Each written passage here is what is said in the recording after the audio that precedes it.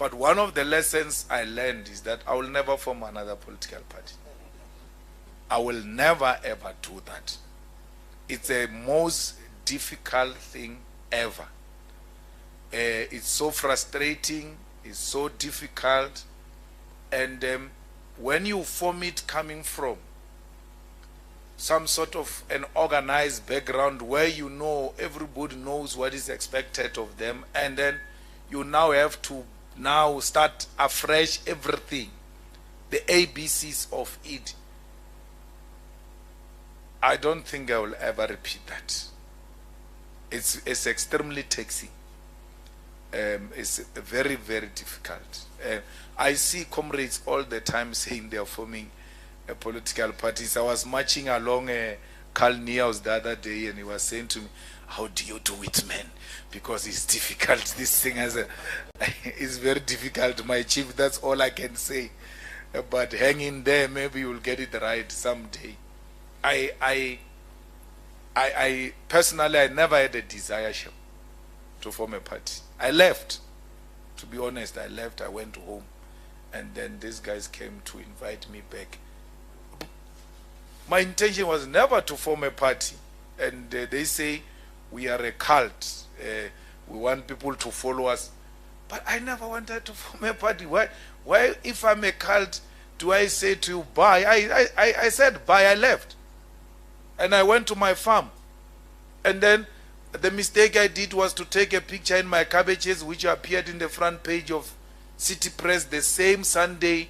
The ANC was supposed to be in the front page City Press for January 8. For the first time since 1994, they could not occupy the front page of City Press because it was my farm in the front page there. Then Praveen said, "Why still having a farm? I thought this farm is gone. Why?" Then they came. I knew, and you know, one man who called me and said, "Don't do it, Julius," is Stan Matabat, who called me and said, "Please don't do it. It doesn't matter whether it takes 5 years, doesn't matter whether it takes 10 years. You are still young. This thing, we're going to find a way of correcting it. It will be corrected." And it was not, I didn't want these things. So if you say I'm a cult, I would have said, "No, you expelled me. I'm forming a party." I didn't say that. I left. I went home to the villages, and then you came to fetch a villager and invited it back. Now, di khoneng no. Ya bua papa. It's a problem of your own creation, which had resolved itself. And then you keep on chasing it and chasing it and chasing it, and then you think we can't respond. So it took ANC how many years? 80-something years, if I'm not wrong, to get 1994.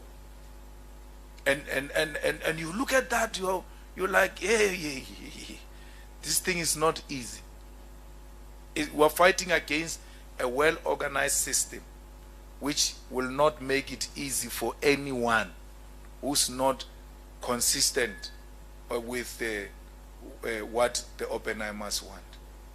The ANC get formed, it becomes a lull in the 30s, and then it gets back to be radicalized by the Youth League.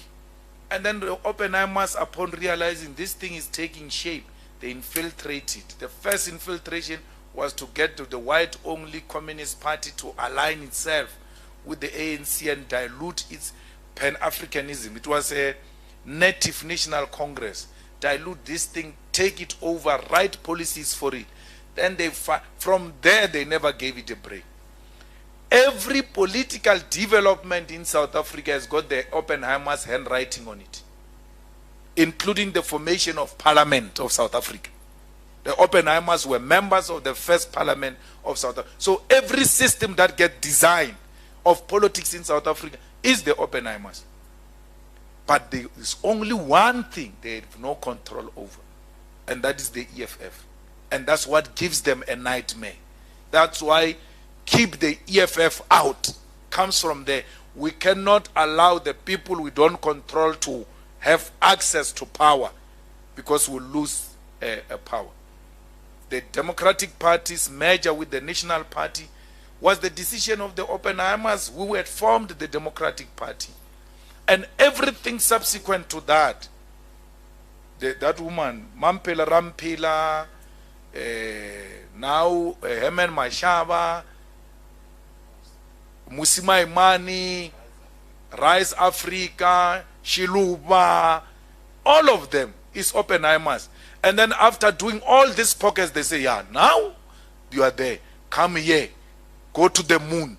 You must get into this thing and go to the moon together. We are not going to any moon with anyone. We are remaining here. They can go to the moon alone. We are not part of the moon. So Oppenheimer has got a problem with the EFF because they've got no access to the EFF. So that's where the biggest problem comes from. Now that they don't have a control over the EFF, they pass a law and say, no, there is a law called political party funding. We want to know who's financing these people.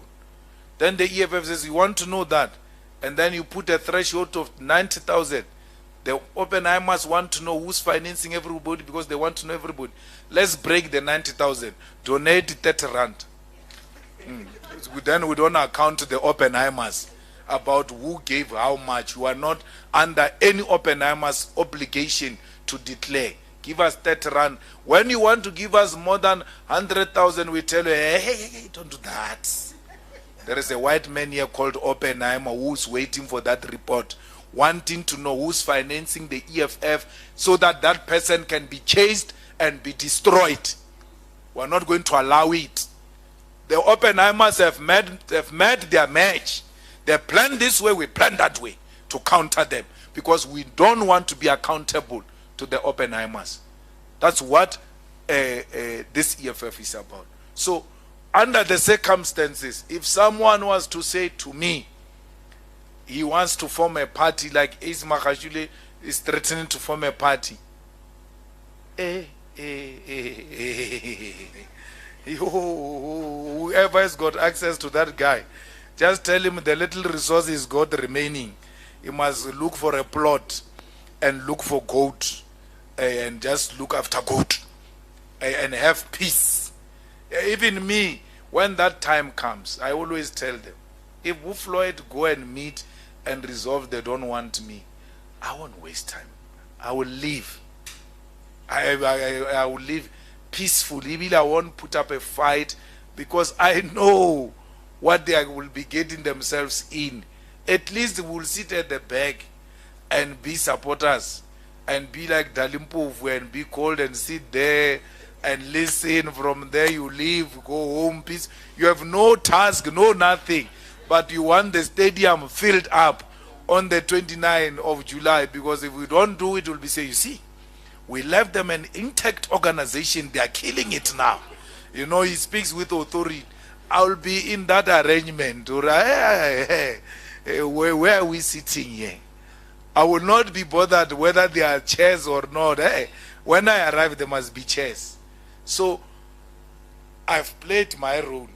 And when that time comes, I'll live peacefully. I will not form another political party. I grew up under very good men and women. Hello Mzansi, welcome back to yet another tea break. Now Mzansi, that was the EFF president, Julius Malema. So he says that he never had intentions to start up a party, but because he was asked to do so, so he did start up the party. Now Mzansi, for more tea, please do subscribe and hit the notification bell.